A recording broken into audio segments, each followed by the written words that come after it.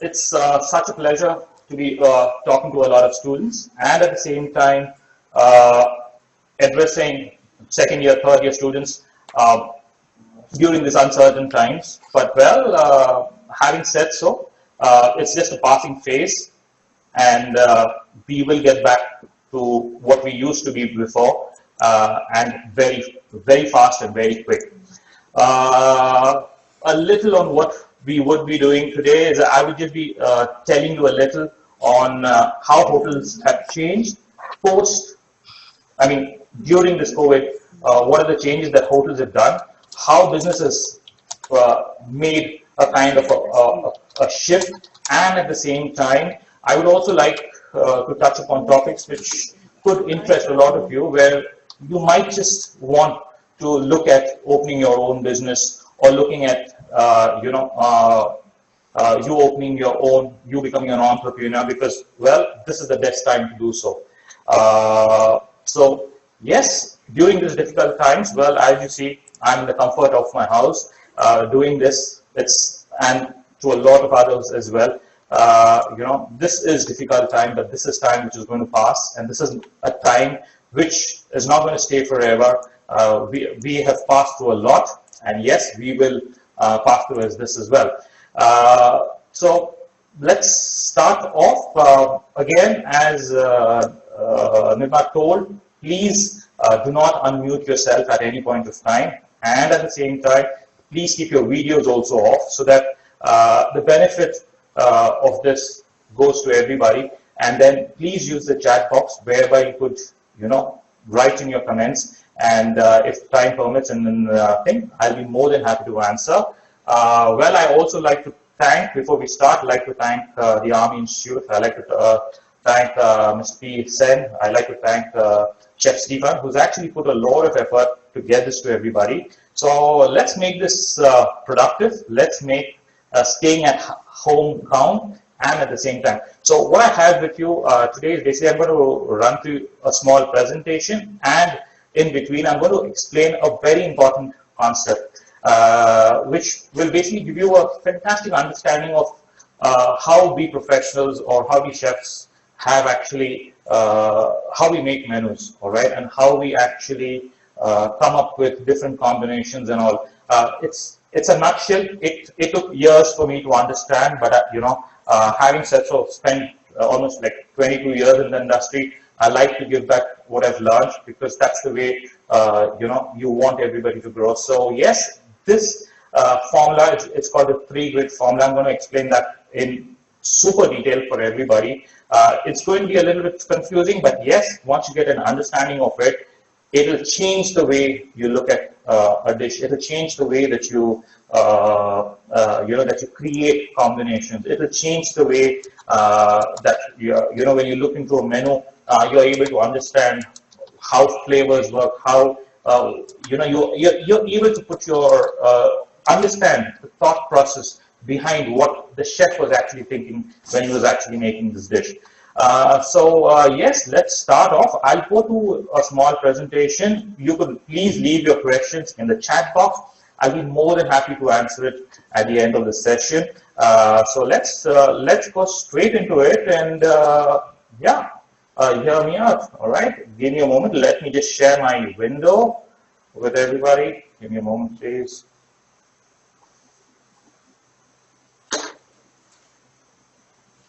Well, I hope, Chef Stephen, just to confirm if the screen has popped up. Yes, Chef. Yes, Chef, it's popped up, Chef.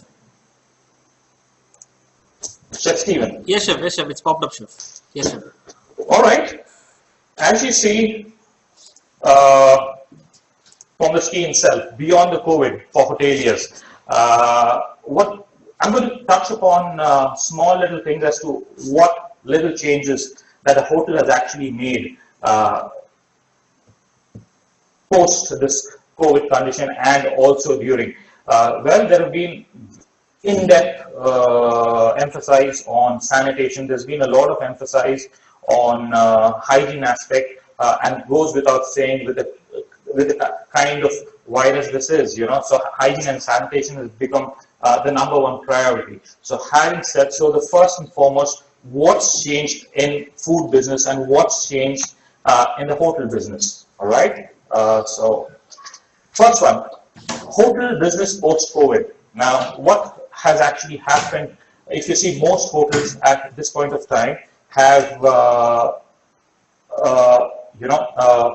into something called as a delivery model, where they have strengthened the delivery model. Most hotels, if you actually see, most five-star hotels never believed in delivering food. They never believed in thing. Yes, we did outdoor caterings, we did a lot of it, but we never believed in going and giving people.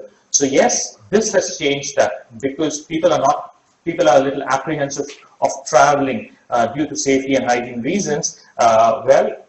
We as hotels have made a sincere effort to take our food and take our restaurants to a lot of them out there. So yes, if you see, every hotel that exists in Bangalore and all around have kind of strengthened the delivery model. All right. When I say delivery model, in the sense they have gone to Swiggy, they've gone to Dunzo, they have also gone into self-delivery with absolute full protocol in terms of PPEs and in terms of sanitation. So yes, business has changed that ways. So instead of people coming to your restaurants, we are taking the restaurants to them.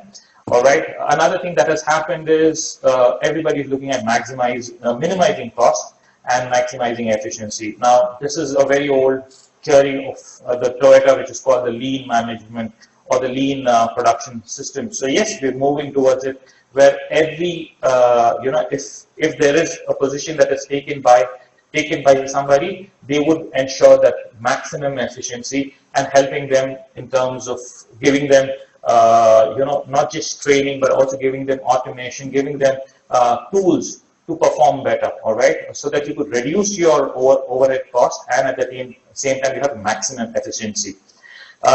Smaller menus. Gone are the days when you had menus which run into pages and thing. Now it's the time for smaller menus. All right, most restaurants which had 70, 80 dishes on the menu have come down to 20 dishes on the menu. Simple reason: smaller menus, so that you could maximize on profit and at the same time with minimum manpower you can deliver the best. We have also moved into something called as super specialization. Okay, hotel and restaurant business have gone into super specialization. Earlier there were restaurants which if you walk into a restaurant, they would do all multi-cuisine and everything of that sort. But now that has changed. Now it's more to do with one particular thing. So you would have a restaurant which says, listen, I'm just going to do pizzas. But the pizza is going to be of the best San Marzano tomatoes. They're going to be of the best flour that is available. They're going to be the best mozzarella cheese. So that's the kind of super specialization. So restaurants which will super specialize is what you'll see a lot of it coming out during this tenure. Outsourcing could be a new big thing. Like giving you an example, there could be 3-4 restaurants next to each other, but there could just be one centralized kitchen for all of them. All right, and the others would just outsource their food from one particular thing. So a lot of restaurants are even moving towards that. Freestanding restaurants, especially, where they wouldn't want to spend on manpower, they wouldn't want to spend on real estate, and they're actually going into maximizing efficiency. So there could be just one back area common for 3 restaurants, or one clearance garbage area, or one kitchen that would cater to 3 restaurants, and things like that. All right. So yes, outsourcing and you're just producing little, and then you're outsourcing, and then you become a place where you value add on and then put it on a plate. So that's what could be the next thing. Then the next creating a sense of safety, hygiene, and sanitation. Yes, everybody knows everywhere you go, your temperature is going to be checked, your hands are going to be sanitized, and things like that. So these are general protocols that everybody follows. Your tables are going to be sanitized. There are antiviral sprays that would be used. There's a kind of a cooling period post you getting off from your table. The restaurant, that particular table would be just let off for at least about half an hour for it to just stay with an antiviral spray sprayed on. So things like that.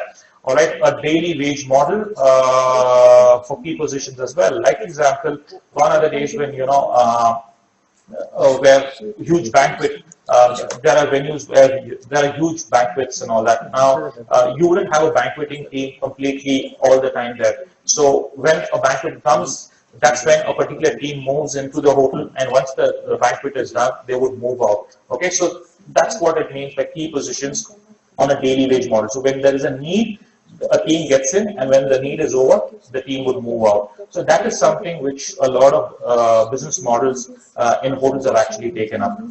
All right. What are the new opportunities? Well, there are a lot of opportunities that are all right.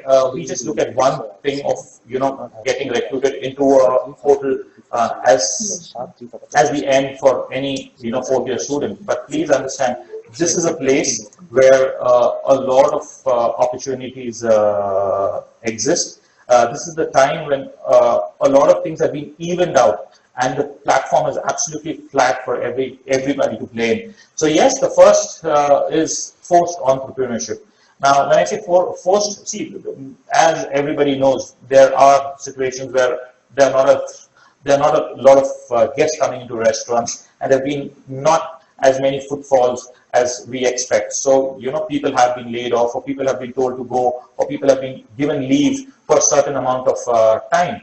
So yes, forced entrepreneurship is something where a person is actually forced into doing something, and you will notice that 10 years down the line, most successful entrepreneurs, which means students like you, will actually be from this time. And yeah, believe me, that's what it's going to be, because a lot of them are doing things which probably I never did during my time, because this situation demands such that you end up doing something, and in a way that you will become successful over a period of time with being consistent and efficient. So yes, you would see 10 years down the line, most entrepreneurs in the hotel industries or in the retail business or in the retail spaces will be during this era of 2020, as you think.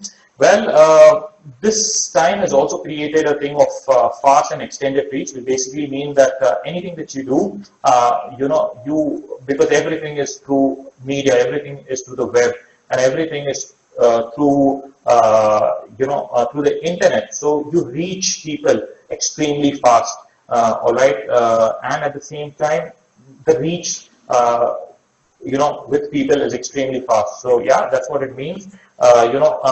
Within a day, you could get 2,000 likes, 3,000 likes, which means you have gone to, which usually should take you about a month or something when you start a new business. But with this technology that is there in our hands, the reach is huge. All right, this actually boosts businesses as such.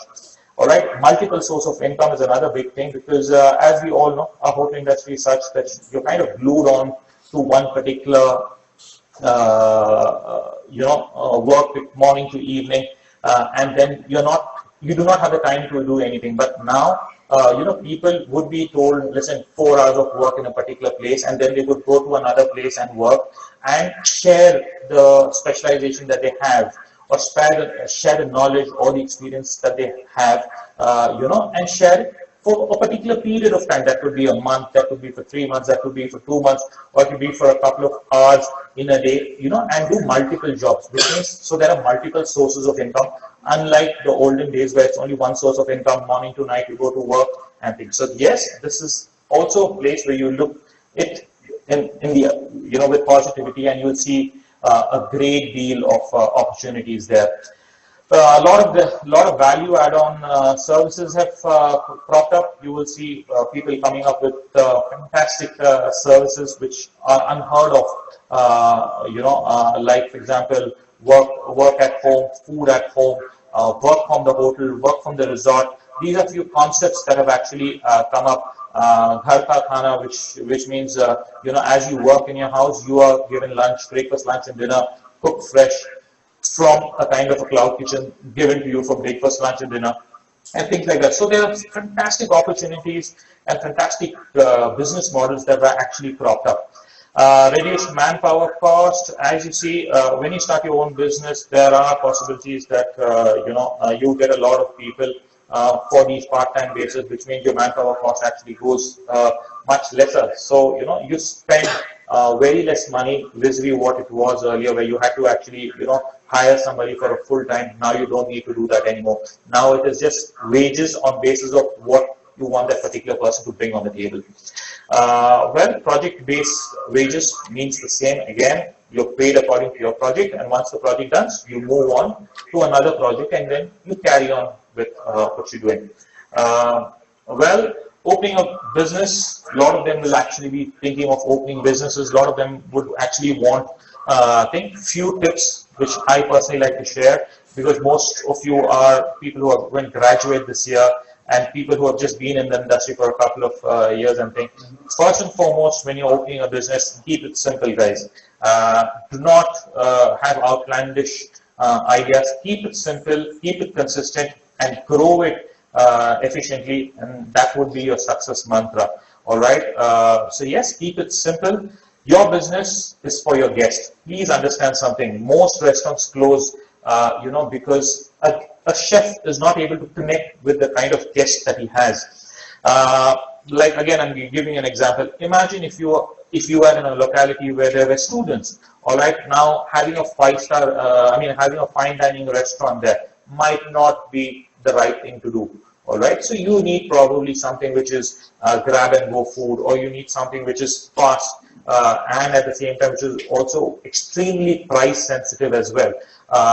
So yes, your business is for your guests. Think in terms of your guests, and you will be a successful entrepreneur. Well, keep it consistent, keep it efficient. This is exactly what every day of sport management will teach you. Keep it consistent, keep it efficient, and then success will follow.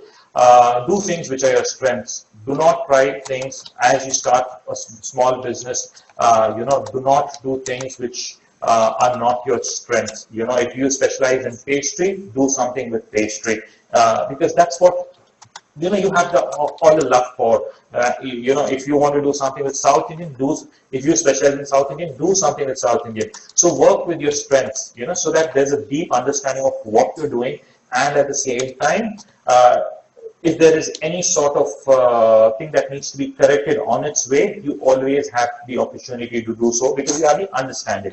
All right, value add-on businesses are going to be difficult, but at the same time, the moment you start adding values to it, like example, imagine if I'm giving you if you order for a salad, imagine I gave you 2 dressings instead of 1. That's the value add-on. All right, people see that, and when people see that little thing, hey, listen, guys, when I order a salad, he doesn't just give me 1 dressing, he gives me 2 instead. All right, or imagine if I'm ordering for a chicken curry, instead of just giving a normal paratha or something of that sort. Imagine you giving the guest a little bit of an option of a small little salad by the side. Okay, that's the kind of value which a guest will appreciate. Imagine an Indian meal, you're doing a packed Indian meal, and at the end, imagine you're giving a small little pan, which most people love. Indians love a small little piece of pan.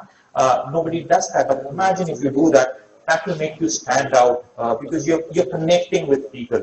All right. So that's what it is. Value add-on. Be creative, be innovative, and keep it simple. And you'll be really successful. Well, what's the success mantra? A lot of people would always ask me, what's the success mantra? Chef, sorry, excuse me. Yes, I'm sorry, I'm cutting you through. Chef, could you please present your screen? We are not able to view the same. It is presented. It's just vanished off a couple of seconds back. Just a moment, please. Yeah, thank you.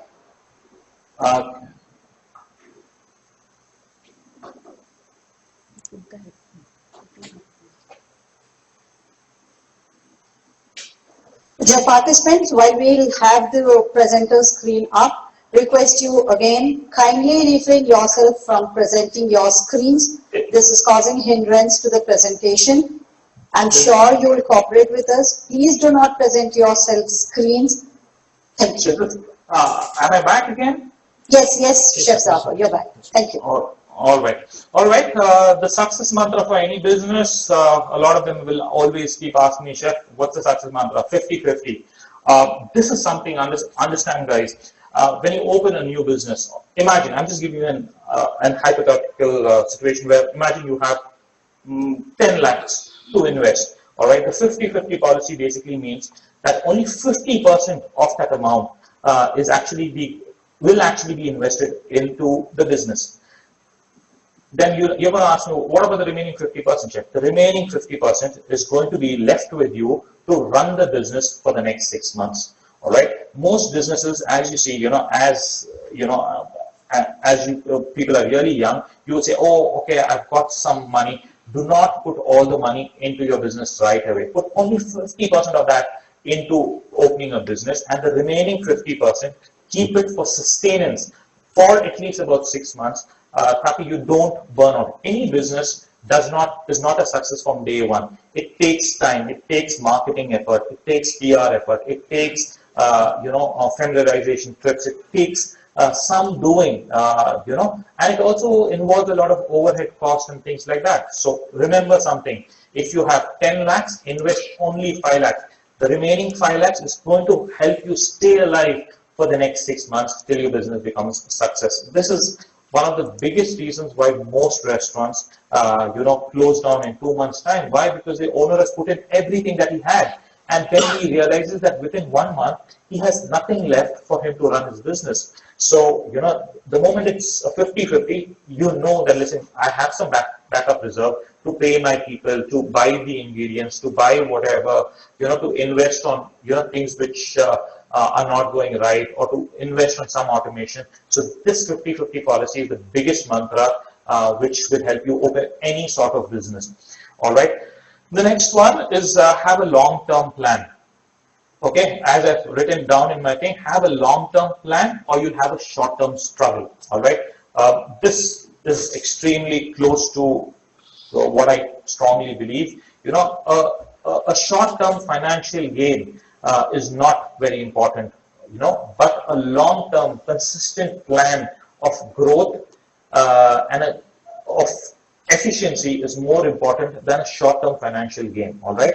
Because if you don't have a long-term plan, when you start business on the first day, tell yourself, listen, what am I going to achieve? All right. You don't need to start it off big. You can start small and grow. You can take baby steps. But end of the day, you should know, and you should have a timeline which says at this point of time, this is what I give myself. I need to reach thing. All right. So anything that you plan should have a long-term perspective. Do not go with a short-term mind frame, because if you have a short-term mind frame, the business is not really going to be very successful. Minimum overhead cost, again, and maximum efficiency. Everybody understands that. Things like manpower cost, things like electricity cost, things like cost, no matter the business runs or does not run, you have to pay it. All right. So those are called overhead costs. Keep that as a bare minimum, and you will see, even if that involves you doing a lot of running, do it, because, a penny saved today is $1 tomorrow. All right. So that's what I say, minimize overhead cost and maximize efficiency. This is the success for any business. All right. So post this, we are just going to the next thing, the 3 grit formula. Now, this little thing, I'm telling you, it's helped me understand food in a way that I've never done before. I've learned this a couple of years back, and it has just helped me evolve in the way I think about food and in the way I move around with food. All right. So this formula as such, yes, I would want you to take a screenshot or whatever of that sort of the actual screen when I tell you to, because at the end of this session, in probably 20-25 minutes, you will see a completely different kind of a perspective of how you look at dishes, if you have actually understood the basic concept of this. So let's get into this. Starting off, breaking down a dish. All right, I'm going to give you an example of a Western kind of a dish. This can be applied, this concept can be applied to any cuisine. This can be applied to any kitchen or pastry. It can be applied to an Asian kitchen. It can be applied to any kitchen. I'm going to give you an example of a Western style of food. All right, I've broken down those parameters. All right, so that you understand what this concept is all about, and you get the essence of what is there in this. All right, this also could be very helpful to a lot of faculties who who are teaching This will just help evolve the way you look at things. All right. To start off, breaking down a simple dish. When I say breaking down a simple dish, for example, a Western dish, a continental dish, as you say, any dish will have a piece of meat. All right. It will have some starch. It will have some vegetables. It will have sauces, and it will have garnishes. As you see, it will have meat, starches, vegetables, sauces, and garnish. When you put all of this together, you get a beautiful plate. Okay. Now, this is the actual breakdown. But now, if I ask any one of you at this point of time, listen, guys, especially second year or third year, fourth year students, or even people who are just into the industry, tell me a dish with chicken. Most of you, 99% of you will say grilled chicken breast, mashed potato, grilled vegetables, and probably thyme jus. Or if I tell you to, if I ask you to make a dish with fish, most of you will end up saying pan-fried fish, lemon butter sauce, or something of that sort. Why? Because that's the way we are thinking, because we don't understand the flavors in terms of what it is. So, well, the next slide is the most important thing, and if we just have undivided attention to understanding this concept, it will go a long way. And all right, so let's just go straight into this. I'm going to give you an example of a fish. All right. So why is it called a three-grid method? Now, three-grid method is three circles which will eventually form, so that you would be seeing it as well. Starting off, the center being fish. All right. Now, when I say fish, it includes includes all seafood, includes everything. All right. So yes, if this was an interactive session, if I asked you what was fish, so people would say snapper, beckpea, sea bream, sea bass, barramuda, or anything of that sort, mai, or whatever of that sort.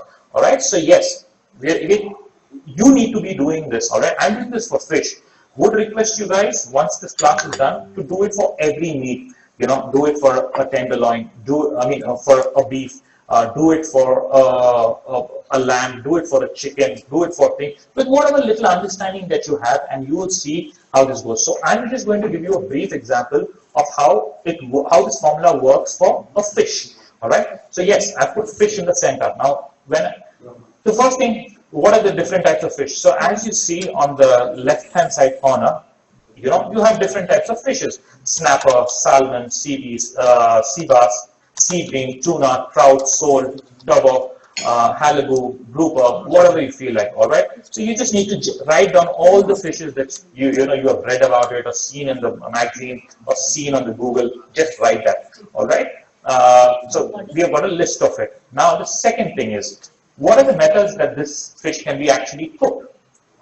Okay. Well, as you see, most of them are pan-fried. Taking a piece of fish, putting it in butter, half oil, and then pan-frying it. You can roast a fish. You can poach a fish. You can stir-fry a fish. You can pan-sear. You can bake. You can grill. You can wok toss. You can sous vide. You can do anything. All right. So just think about what you have read in menus or what you have seen anywhere, and then you will just write down all those ingredients which as you see here, write down all those ingredients. All those methods of cooking. Like for example, I have written pan-fried, roasted, poached, steamed, pan-seared, baked, and grilled. So Chef, sorry to interrupt again. We have lost you on the presentation screen. Okay, ma. Sorry, I'm going back again. Yeah, we are living with the technology, so we can term it as a glitch. No worries. Well, thank you. Am I back again? Yes, you're back. Yes. Thank you. All right. Sorry. Yes. So again, so I've got the number of fishes written there. I've got the number of fishes there. I've got the methods of cooking. The next thing, what I'm doing is, as you see, there's a particular thing that has just popped up. All right. Now, when I say fish, that's the first grid. All right. Grid is basically a framework. All right. Understand it's a framework. Now, what we're going to do is think about ingredients that really come to your mind immediately the moment you think about fish. And then you realize that the first thing that comes to your mind is probably lemon.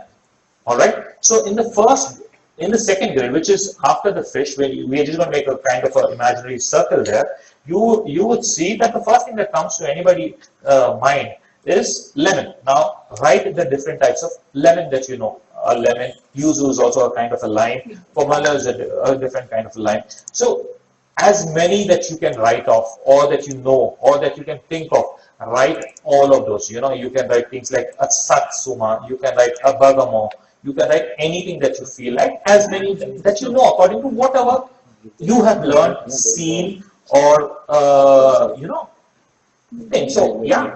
The first thing. Now when I click, the second thing that comes to, so these circles that you see, I'm just going to click it a little faster. All right, as you see, I've got a couple of these ingredients which immediately comes to my mind. Tomatoes from the moment I think about a fish. You know, fennel. Most people know what a fennel is, a fennel bulb. All right, you know, it comes immediately because when you're making a kind of a coup bouillon, or when you're making some sort of a fish fume, you add a lot of fennel into it. Okay, so the first thing that comes to your mind is fennel, white wine, champagne, kind of vinegar stuff, because they are a little acidic in flavor. All right, so immediately, you know, those things come. Then a celery comes to your mind, celery, leeks, you know, those come to your mind. Then there's something like a ginger, okay, because lemon and ginger is a good combination.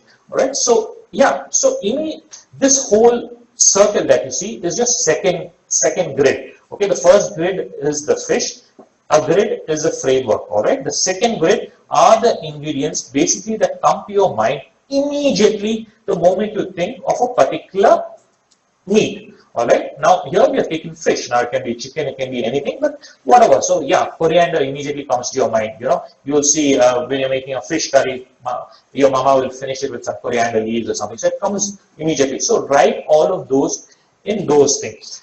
Now the next thing what we need to also be looking at is, you know, once you've got the second grade, now when you want to make a menu and make it interesting, also keep in mind, like for example, what goes in terms of vegetables. Okay, now what I'm doing is I'm going into the third grid. Okay, now when I'm going into the third grid, as you see, the one that is in the pink that you actually see here are the vegetables that immediately come to my mind the moment I think about fish. Okay, like example, edamame is kind of a Japanese bean that comes to my mind. Radish goes really well with things. Scallions, turnips go really well with fish. So the vegetables that immediately come to my mind the moment I think about fish are few of them. All right. Like for example, again, when I think about lemon, when I think about yuzu, when I think about any citrus fruit, all right, I can think of celeriac. Lemon and celeriac is a kind of a root, you know, which has very similar flavors to celery, but again, it also has a kind of a starch kind of an element, so it can be used for purees. It's a kind of a bulb that can be used, has textures of potato, almost texture of potato, can be roasted whole and things like that. All right, bergamot is a kind of an orange. Crab comes to your mind. So what we are doing here is we are thinking about ingredients that actually go well with your thing. I mean, with the lemon. All right. Now the next that we're going to think, what comes to your mind immediately when you think about tomatoes? First thing, olive oil comes to your mind. Garlic comes to your mind, green peas comes to your mind, olives, you know, the classical tomato capri salad, or you know, your when you make your pasta sauces, you add some olives into it, you add garlic into it, you add olive oil into it. So immediately when you think of tomatoes, what do you think of? So you know, the reason why we are doing this is invariably to understand that, you know, these items that you see on the third grid, which is in pink in color, invariably will go very well with this fish. Okay, so that's the reason why you actually think we are not just stopping ourselves with this particular grid which is in red in color, but we are also moving beyond to the next level of what goes well even with a tomato, what goes well even with a fennel, you know, things like that. So the next is fennel. When I think about fennel, leeks come to my mind, yogurt comes to my mind, cream comes to my mind, you know, cucumber, dill will come to my mind. So you can jot it as many as you feel like. Okay, there's no end to what you want to write here.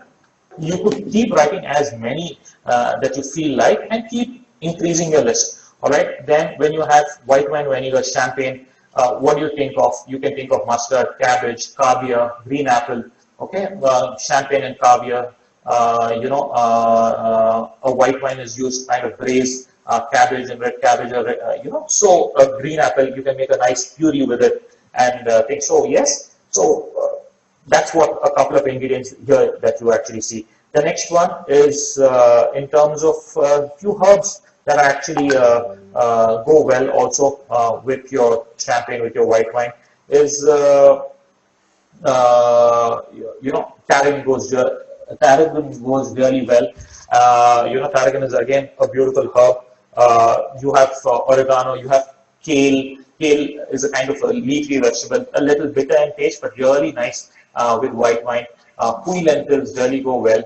Where you can braise pui lentils. They're kind of that red lentil that we see. So those with the husk it's very similar to it. So that's what is called pui lentils, right? So what we're doing again, we're just kind of seeing what goes really well. Like for example, now the next one is celery that you see in red. What goes really well with celery? A lot of seaweeds, seaweed, a lot of salts. There are different types of salts that really go well with celery. You make a celery salt, you make a Himalayan black salt and a celery mix, which is used for drizzling over, different types of fishes. You have your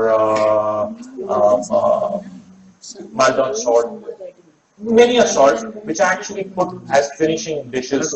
I mean, when the fish is actually cooked. All right.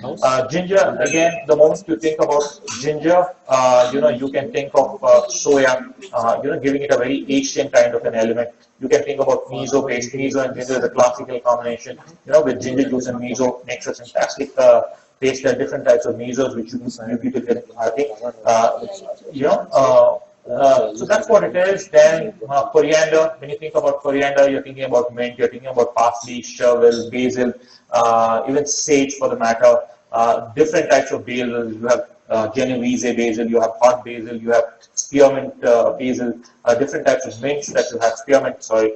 The end is, this list is endless. You could add as many as you feel like and keep making this grid bigger and bigger. The bigger it gets, the better combinations that you'll be able to actually get, all right? Please understand, as chefs, it's very important that we know our ingredients. All right, we know what we are, the ingredients that we have.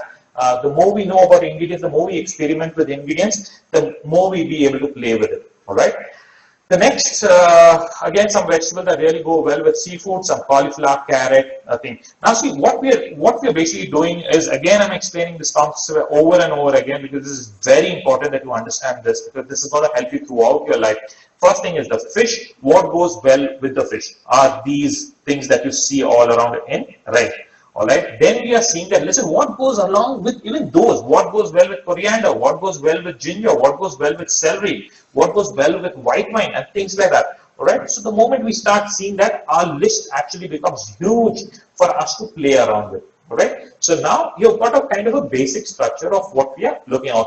Now, as I earlier said, that any dish is a piece of meat, okay, it's a starch, it's a vegetable, and it has a sauce and it has a garnish. So what I'm writing here are the different types of staples, like for example, potato, couscous. Couscous is basically broken wheat, alright, it can be steamed and you could do lots with it. You can flavor it with different vegetables, you can flavor it with different herbs, So that's what couscous is. Polenta is cornmeal made with corn which has been crushed and, slowly cooked. You can make a creamy polenta, you can make a grilled polenta, you can do whatever you feel like. You can make polenta croquette and things like that. Risotto, everybody knows. Barley, yes, again, you can braise barley, you can make a risotto with barley.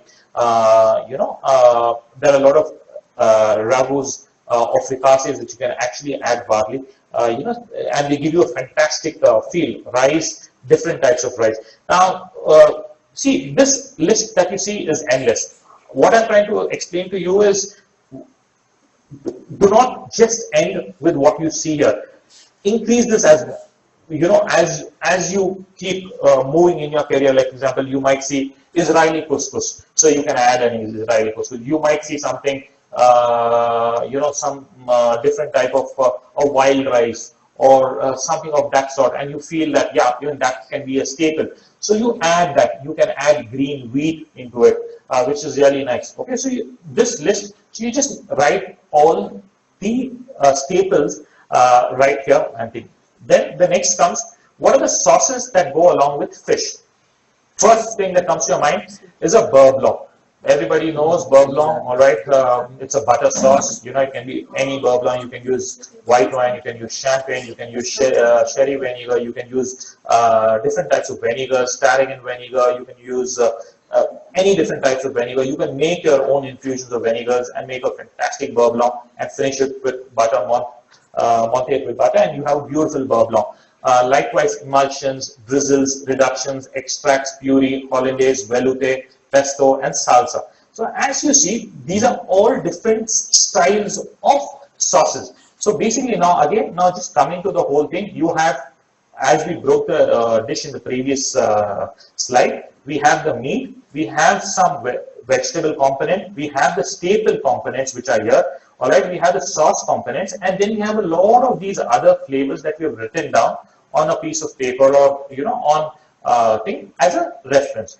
Now what we do is, the moment we start looking at this list, all right, I'm telling you that we will be able to make countless number of dishes, and at the same time, we do not need to worry whether this flavor will actually go along or not, because what we have done is we have just moved from one layer to the other, where we have just seen, listen, what flavors go well with what. With ginger, soya goes very well, miso goes very well. With the coriander, parsley goes, mint goes, with the celery, mushrooms, seaweed. So what we have done is, we have not reinvented the wheel or anything of that sort. We have just seen what goes well with each of it. Now, to make it even more interesting, you can still go further.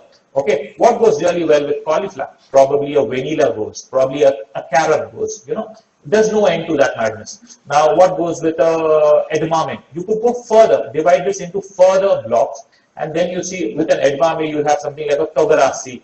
You have a Japanese ingredient called as fusuzunzuki, which is pickled vegetables. So those really go well with edamame. So there's no end to this list. You could go on and on. Now that you have this list, all right, how to use this list? Now, the first thing that you need to be doing is, hear me out, this is the most important part. Now, when you want to come up with a dish, now imagine if I just had a snapper. Okay, everybody gets a snapper. It's a very commonly available fish in India. Everybody knows a snapper. All right. Now imagine when I'm making a menu, or I'm reading. When I'm making a menu, all right, I have a snapper and I have this beautiful grid which I've made. Now, first thing, I'm thinking about the method of cooking it. Like, for example, at this point of time, I'm thinking about pan fried. Okay, let's go with the first itself. Okay, I'm going with the pan fried salmon. Okay, here I see salmon here. So the method of cooking is pan frying it. So I'm doing a pan fried salmon. Okay, I got one element. Now the next element is a vegetable or a starch. Now I've got superb vegetables here. Like, for example, I've got an asparagus. I've got a beautiful basil here. I've got asparagus, I've got basil. Okay, now pan fried salmon with an asparagus, basil, with asparagus and basil. Okay, I want to add a staple here. Like, for example, okay, let me do pan fried salmon with asparagus, basil, ragu with a staple. Staple can be couscous. Add any herb that you feel like. Imagine you want to add chives here. All right, with a chive couscous. Add any sauce that you feel like. Like, for example, a puree. Imagine you are seeing fennel here with a fennel puree. Now, just imagine the dish. All right, just take a minute and imagine this dish. A pan fried salmon with asparagus and basil, with a chive couscous and a fennel puree.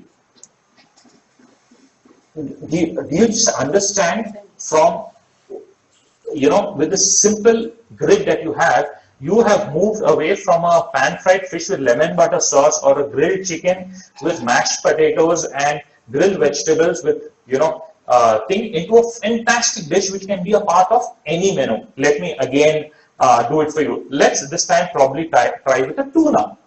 All right, tuna goes really well pan-seared. All right, so now we are doing pan-seared tuna.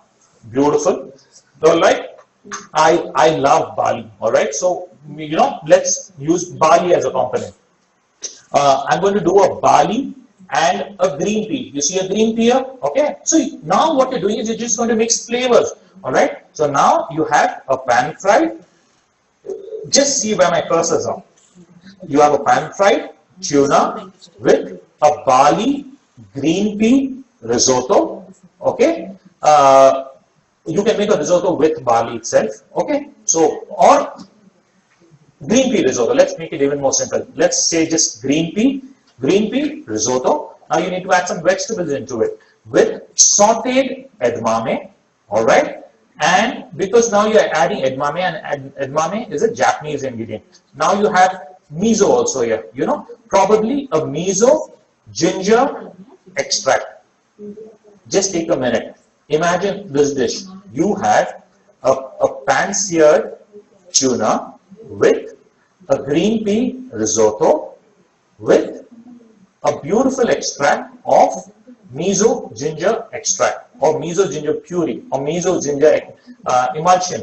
All right. Now do you just see how you have completely evolved your dish? I just want you guys to take a minute and do it yourself. Again, let's try another fish. Like for example, let's try the sole. Sole is very easily available in India. All right. Sole goes really well. You can poach a sole. All right. A poached sole is fantastic. Okay. So let's start. Let's even flavor. Poaching is a method of cooking where you actually cook the fish in a liquid medium. All right. Imagine if you're even flavoring the water. So I'm flavoring the water with mint and yuzu. Okay. Yuzu is a kind of lime. Okay. So I'm going to call it a yuzu mint poached sole. Again, let me repeat myself. I'm making a very innovative dish where it's going to be poaching. Again, I'm telling you, is a method of cooking where you actually put your fish into a kind of a liquid medium and you let it slowly cook. It's a very gentle way of cooking, and then you take it and you serve it. Now what we're doing here is we are making a dish where we're flavoring the water as well, okay, in which we are cooking our sole. So now you see we are using yuzu, which is a kind of a lime. So we have a yuzu mint poached sole. Doesn't that sound super exciting? All right. Along with, I like to serve potatoes with it. Just potatoes. Let me add some fun into it. I'm going to do a potato scallion mash. Scallion is nothing but spring onion mash. Okay. So I have a potato. I have a scallion. I'm going to do a mashed potato. Okay. A potato scallion mash. And imagine I'm doing a beautiful. Let me go ahead and do probably a garlic or a crab, garlic, Hollandaise. What stops you from doing that? Imagine guys, let me repeat this dish. All right, just take 2 minutes and understand this. You have a beautiful yuzu, which is a kind of a lemon. Okay, a yuzu mint poached sole along with what I forgot myself. Along with a potato scallion mash. Scallions are here, potatoes are here. So a potato scallion mash along with some garlic and crab emulsion or an extract or a reduction. Just take crab meat, add some garlic, add some chili flakes, boil it down and blend it along with cream. You have a fantastic sauce. So now do you see how many dishes I've been able to come up with, and not that these dishes don't go with each other. Each of these dishes are interlinked and the flavors will actually help, these dishes to come together. Now, let me go to the next slide. I want you to just take, a photo of this particular screen so that once we finish this, give yourself some time and understand this concept. All right. So, if we just take a picture of the screen will actually help you understand this. So moving forward, I might be running out of time. Let's move to the next dish. Now I'm just explaining you, with the same concept. I'm just explaining to you. If you've taken a photograph of that, if you can keep that open and just understand this. Like for example, let's go to the next slide. What you see here Okay, trout is a kind of a fish. Again, I'm smoking trout. Okay, smoking trout. I have almonds, I have green apples, I have champagne ginger, Brazil. As you see, all of these ingredients were a part of your grid. Okay, now if you see, this dish is from a 2-star Michelin restaurant. Now, but you can easily make it, because now you understand the concept behind how chefs put so many ingredients together to make it, world class. Now, this is from my own restaurant, which is Sir, which is from New York, and this is a dish which features in our restaurant here. Now, the moment you look at this, it looks super complicated. But the moment you have your grid by the side and you're looking at it, you will see that this easily makes a lot of sense to you. All right. Let's move to the next diagram. Again, as you see here, the first thing is a pan-fried snapper. As you see, we have a snapper fish which has been pan-fried. All right. We had crab in the list. We have potato. So they're doing a crab and a potato mash. Again, nothing thing with some asparagus, yuzu, tomato, beurre blanc. So we had yuzu, we had tomatoes, and they made into a beurre blanc. So if you actually see, the moment you look at this dish now, it makes a lot of sense to you, because now you understand the science behind this particular dish. Now this, you don't need to say that, what goes with fish or mashed potato or lemon beurre blanc or something. Now you can creatively create some crazy combinations which invariably will really go along with you. I mean, with fish itself. Now, again, I'm taking another dish which is on your right hand side, which is a pan-fried snapper. Russet potatoes, different types of potatoes. Russet is one. There are different types. Yukon, you have Idaho. So there are different types of potatoes. So over here, we have used some russet potatoes. We have a celeriac and a mint puree. Okay. Now, imagine if I wanted to add more elements to this. I can very well just look at the grid, and I can add a couple of more elements and make it look as good as you get in probably a Michelin star restaurant. Because now you understand the science behind what's going. You are looking at a particular ingredient, and then you're looking at what goes well with those ingredients, and then adding those further into your dishes to make it more exciting. All right. Now, the next dish, again, if you see, we have a ravioli of shrimps, all right, with kale. Again, everything of this was there in the list. With asparagus, different types of asparagus. You have white asparagus, purple asparagus, you have green asparagus. Over here we have used white asparagus at the base, and then we have green asparagus as well. Then some black truffles have been added into it. Now imagine if I had to add few elements to this. I could probably make a nice crisp with, some barley chips, or I could make some beautiful fennel crisp, or I could do both of it as well. I could probably do some nice marinated tomatoes with some chervil here and add it like a tartar here, just to give you an insight of the amount of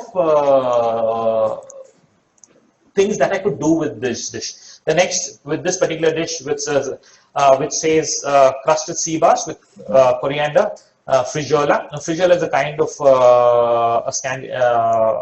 a Sardinian, Italian Sardinian pasta, which is a little bit more bigger than a couscous, made with polenta flour, which can be made into a kind of a risotto kind of a consistency, with scallion chutney, ginger puree. Now imagine if I had to add a couple of elements into this. I could add probably a white miso glaze on the fish. I could probably add some sort of burnt cauliflower puree into it, or I could have probably done a nice crab tartar onto that, and make this dish even better. Okay, I hope you people are understanding what I'm trying to say. I hope this was an interactive session. This would have made more sense. But if you understand the basic concept, now the next dish again here, if you actually see, is roasted turbot with leek polenta. All right, we had leeks on the list. We had polenta. All right, which is basically the staple here. We had cauliflower. We had almonds on the list. We are making a cauliflower almond puree. Now instead of a cauliflower, I can add anything else. I can make it into a green pea almond puree. I can, make this into probably,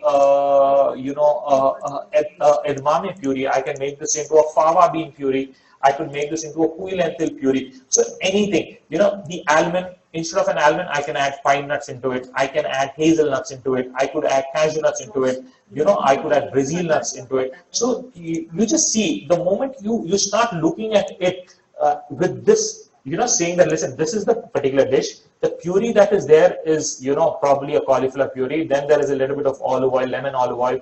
There's caviar here.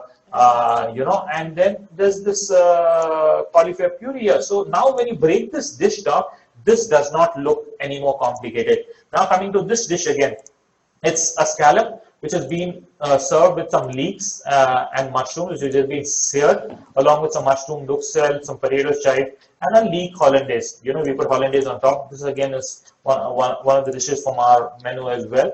Now if you see, the moment you apply the same concept to this dish does not look complicated.